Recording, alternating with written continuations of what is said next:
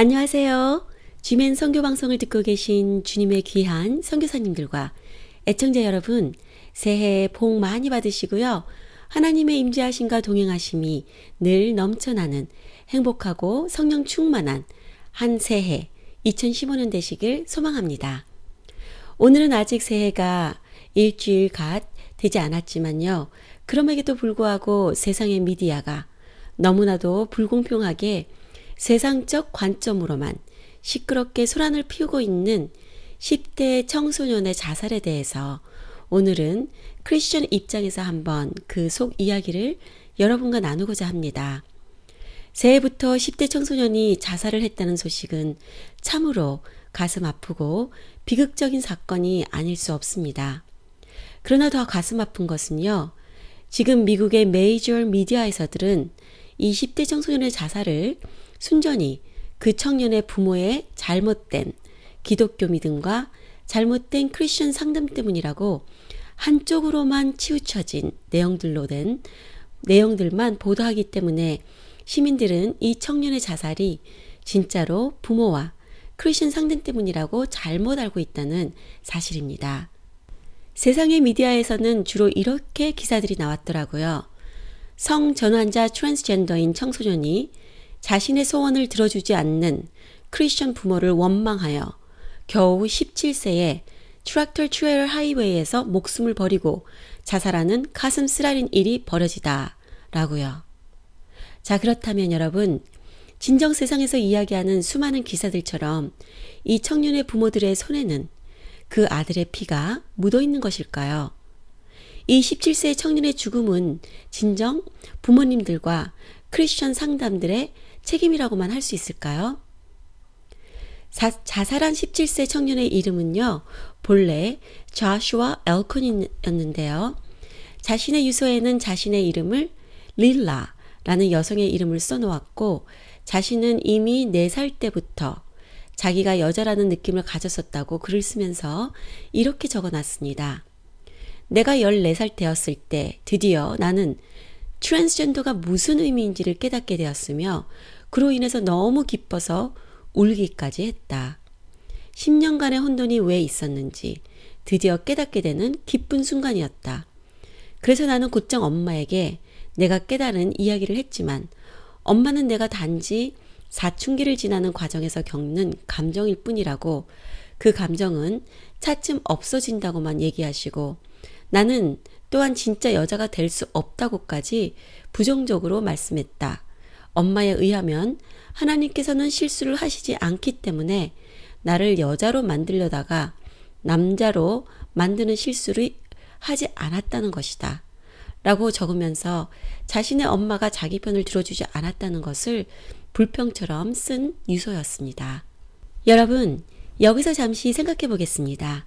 지금 14살밖에 안 된 아들이 와서 나는 여자로 태어날 사람인데 남자로 잘못 태어난 것 같아. 난 앞으로 여자로 살 거야. 이름도 조슈아로 안 하고 앞으로는 릴라로 할 거야. 라고 여러분에게 얘기한다면 여러분은 어떻게 반응하시겠습니까?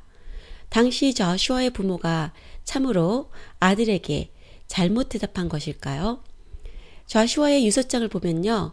자신이 16세 생일 때 부모들로부터 자신이 여성으로 성전환할 수 있다는 동의를 받아내지 못한 것에 대해서 매우 억울해하고 있었는데요. 조슈아는 당시 크리스천 테라피스트에게 자신의 성전환을 허락하지 않는 부모들이 매우 이기주의적이고 잘못되었다라고 이야기했었다고 합니다. 뿐만 아니라 자신은 16세 생일날 자신의 성전환 요구가 받아들여지지 않자 방에서 온종일 울었었다고까지 적고 있는데요. 이런 그의 행동들이 정상적인 17세 청년의 행동이라고 보기는 힘들 것 같습니다. 그리고 바로 2주 전에 17세인 그는 안타깝게도 자살을 하게 되었고요. 지난주에 이 소식은 제일 먼저 동성애 운동가들에게 전해 들어가면서 세상 미디어들은 동성애 운동권들과 손잡고 페이스북, 트위터, 신문기사, 미디어, 온라인 모든 방법들을 총동원해서요. 17세 조슈아가 아닌 릴라를 자살로 몰고 간 이기주의적이고 편협한 부모들에 대한 항의와 그를 잘못 상담한 크리스천 테라피스트들은 법적으로 완전히 문을 닫아야 한다 라는 내용으로 가득가득 그들의 기사들을 채워나갔습니다. 또한 미국에서 시민들이 만들어서 하는 서명운동으로 유명한 change.org라는 웹페이지가 있는데요. 그 change.org라는 웹페이지에서는 동성애 운동가들이 만들어서 펼치고 있는 서명운동에 이런 내용들이 적혀서 온라인을 온통 소란케 하고 있는데요. 내용인즉 릴라를 죽음으로 몰고 가게 한 크리스천 상담소와 그 외의 모든 크리스천 상담소들은 법적으로 완전히 모든 문을 닫게 하라 라는 소문운동입니다. 하룻밤 사이에 12,000개가 사인되었고요. 3일 동안 총 2만 개의 서명이 넘었다고 합니다. 동성애 지지자들의 눈먼, 그래서 더 무서운 운동인 것이죠. 그렇다면 이제 우리는 물어야 되겠습니다. 하나님의 말씀을 믿는 우리는 이런 사건 앞에서 어떻게 반응해야 할 것인가? 진정 그의 부모들과 크리스천 테라피스트가 이 청년을 자살로 몰고 가신 것인지 그 진실을 제대로 파악하고 사실에 근거한 지식을 갖추고 있을 뿐만 아니라 우리 자녀들에게도 올바르게 교육하는 것은 매우 중요하다고 생각합니다. 이 10대 17세 소년의 부모들은요, 지금 동성애와 성전환자 운동가들이 뿌려놓은 뉴스로 인해서 세상 사람들에게는 자식을 죽인 부모라는 별명까지 안게 되었는데요. 여기서 이 10대 소년의 죽음을 안타까워하지 않을 사람은 아무도 없을 것입니다. 그러나 동성애, 성전환자 운동권들의 석유로 불을 지피도록 시민들의 의식을 잘못 이끌어가고 있는 선동적이고 자극적인 미디어와 운동권들의 이야기를 우리는 제대로 알고 우리 자녀들에게도 가르쳐야 할 것입니다. 실제적으로요, 이미 미국보다 동성애나 성전환자에 앞서간 유럽 중에서 스웨덴의 30여 년간의 연구뿐만 아니라 의학적으로 명문인 존 홉킨스 조사 결과들을 볼 것 같으면요, 성전환을 이미 하고 나서도 자살을 꿈꾸거나 실제로 자살을 하는 경우는요, 성전환을 안 한 또는 성전환을 꿈꾸고 있는 사람들보다 자살 충동이 20배 정도까지 더 많다는 보고서가 있습니다. National Gay and Lesbian Task Force and National Center for Transgender Equality, 즉 동성애 성전환자 전문 연구팀에서 설문조사를 한 결과로는요, 남자 성전환자들의 자살 시도는 46%나 되고요. 여성 성전환자들의 자살 시도는 42%나 된다고 합니다. 자살 시도가 매우 높은 것이죠.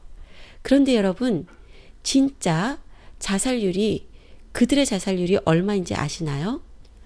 미국 안에서 의학적으로 유명한 보도자료를 볼 것 같으면 진짜로 자살을 하는 케이스와 자살 시도를 하고 있는 이미 성전환자들이 된 성전환자들이 보통 게이나 레즈 같은 동성애자들에 비해서 적게는 10배에서요, 높게는 20배까지 더 높다는 경악스러운 보고서입니다. 더 나아가서 성전환자들의 홈레스 경험은 거의 70%를 능가한다는 리포트이고요. 즉 다시 말하면 성전환자나 게이 동성애자들 다 1973년 전까지만 하더라도 미국의 APA 정신의학적으로는 그들이 정신질환으로 알려져 있었습니다. 그런 이유로 알려졌던 사실이 지금은 동성애 운동가들에 의해서 그 사실들이 다 없어졌지만 이런 보고서를 볼 때 우리가 확실히 알 수 있는 것이죠. 이런 사실적 근거들을 동성애 운동권들과 미디어는 다 잘라버리고요. 자신들의 감정만 앞세워서 억울하게 진짜로 가장 가슴이 쓰라리고 아플 아들을 잃어버린 부모들을 손가락질하게 하는 미디어의 미혹과 거짓 보도들은 매우 잘못된 것입니다. 이번 사건에 대해 저명한 닥터 마이클 브라운은 이렇게 이야기합니다. 만일 10대 부모들이 정말 잘못했고 크리스천 테라피스트가 정말 잘못해서 법적으로 벌을 받아야 한다면 그동안 성전환을 이미 하고 나서도 우울증과 후회로 자살을 한 수많은 사람들에 대한 보상은 도대체 어디에서 받아야 하는가? 어찌하여서 성전환을 시킨 의사, 간호사, 또한 성전환을 허락하고 있는 미국의 법을 소송하지 않느냐라고 시원한 질문을 해주었습니다. 자, 그렇다면 이 17세 소년이 자신이 여성이라고는 어떻게 확인할 수 있었을까요? 이 질문을 하지 않을 수가 없을 것입니다. 세상의 미디어는 오직 좌슈아만을 피해자, 부모와 기독교 상담소는 가해자로만 보도를 하고 있지만요. 정말 그럴까요? 저는 개인적으로 그의 죽음은 우리 모두의 책임이라고 생각합니다. 가장 먼저는 동성결혼을 합법화시키고 동성애를 너무 많이 미화시켜서 미국 전국적으로 세계까지 펼쳐나가게 하고 있는 오바마 대통령과 오바마 정부, 자유주의 정치인들이고요. 그 다음에는 공립학교에 정치적 에젠다를 가지고 학생들에게 동성애를 좋은 것으로만, 건강하고 정상적인 것으로만 브레인워싱 시키고 있는 공립학교의 수업들, 그리고 미디어, 문화 속에서 동성애를 좋은 것으로만 미화시키는 드라마, 문화들이 다 그 책임을 함께 져야 한다고 봅니다. 또한 크리스천 어른들, 교회의 책임이기도 합니다. 왜냐하면요, 세상에서 우리 자녀들에게 잘못된 성 정체성을 가르칠 동안 교회들, 또한 우리 가정들, 어른 크리스천들은 성경적 성교육을 우리 자녀들에게, 학생들에게 가르치지도 않았을 뿐 아니라요, 동성애가 왜 비성경적이고 매우 우리 몸에 해로운지 정확히 학생들에게 가르치지 않았다는 것입니다.